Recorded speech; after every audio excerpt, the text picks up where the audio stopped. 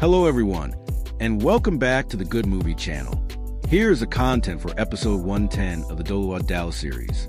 At the end of the previous episode, upon his appearance, Elder Mu's radiant holy dragon incarnation immediately merged with Elder Xian's body. At this moment, Elder Xian was no longer the gluttonous divine ox.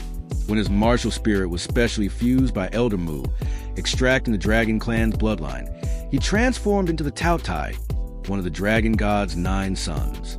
In a sense, Elder Xian now resembled the descent of Taotai. Witnessing the scene, Emperor Tian's eyes suddenly changed and he softly muttered, "Uncle Taotai, is it really Uncle Taotai?" But in an instant, he furiously roared, "No, you are not Uncle Taotai. How dare you act so presumptuously, defiling the pure bloodline of the dragon clan?" With that, the golden-eyed Black Dragon King unleashed a 10,000 dragon flame attack, an attack powerful enough to instantly flatten Shrek City. Facing the situation, the Taotia's true form suddenly grew immense, opening an enormous mouth to swallow the entire dark purple dragon flame. Not only that, but Taotai even swallowed the colossal body of the beast god Emperor Tian himself. At this moment, the golden-eyed Black Dragon King seemed unable to believe that he was trapped. He furiously roared, "Do you think that by temporarily increasing your power to trap me, you can escape disaster? You're dreaming. Even if you can trap me for a moment, you absolutely cannot maintain it for too long. I want to see what other strength you have to protect Shrek City. Stardo subordinates, attack! Attack for me! Destroy the city before your eyes." Along with Emperor Tian's final roar, his colossal body was finally completely swallowed by Taotai. Golden light flashed, and the sky turned completely golden. However, the golden light emanating from the golden tree below seemed to have been completely exhausted, and the golden protective shield guarding Shrek City also disappeared. The magnificent battle just witnessed truly shocked all humans and soul beasts. Emperor Tian's final roar was the ultimate command to the beast-tide army. At the same time, in the evil demon forest, after absorbing the 10,000-year cultivation soul bone of the evil-eye tyrant, sensing danger, Hu Yuhao immediately left the area. However, just as he moved, an invisible pressure suddenly enveloped him, accompanied by an enraged voice. "Who is it? Who dares to take my son's life?" As soon as his voice rang out, Hu Yuhao immediately remembered that there was a formidable soul beast with over 800,000 years of cultivation known as the Evil Emperor in this place. Unexpectedly, the evil-eye tyrant he had killed was none other than the Evil Emperor's youngest son. Without giving him time to escape, an immense spiritual pressure from the deepest part of the forest surged forth. If hit by this attack, Hu Yuhao's life would certainly be lost there. Returning to Shrek City, as soon as the golden tree's protective shield disappeared, a torrent of beasts immediately surged forward. Seeing this, the Zhuge divine crossbow cannons continuously fired, and countless soul beasts fell, unable to resist. Elder Mu and Elder Xian didn't know how long they could hold Emperor Tian back. Currently, all of Shrek City could only hold on, waiting for reinforcements from the 3 great empires. Even the titled Douluo of the academy had to take turns resting at this point. However, as night fell, the beast-tide army split into 4 directions, surrounding Shrek City. The south direction was led by Bai Qi, whose true form was a jade green swan, with a cultivation of 580,000 years, ranking fourth among the 10 great fierce beasts.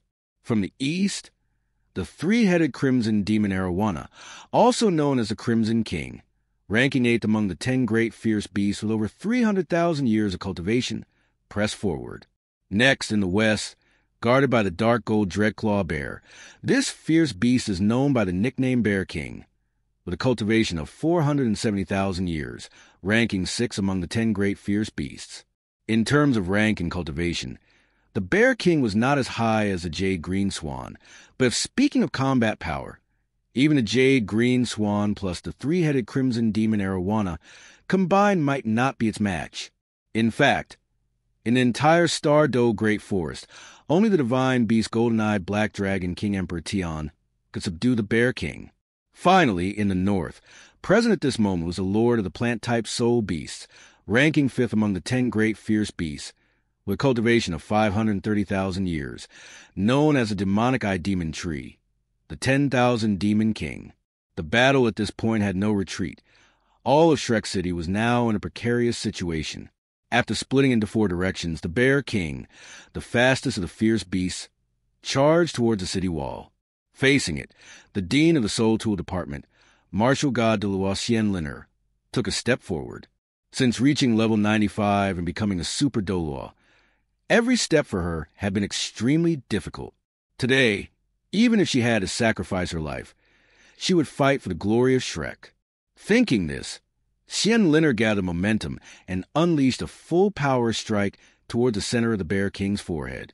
Facing this attack, the King of the Dark Gold Dreadclaw Bear surprisingly did not dodge. In its deep golden eyes, a contemptuous blood-red light flashed. Suddenly, it nodded, actually using its forehead to meet the female martial god's azure flame spear. At this moment, Liner constantly propelled her soul power to barely stabilize her body. As for the Bear King, it merely tilted its large head back, and a few dark golden hairs fell from its forehead. Seeing this, all the soul masters on the city wall were stunned. To directly withstand a Super Douluo's attack without harm, was the Bear King's defense truly that formidable? Liner's expression immediately became solemn.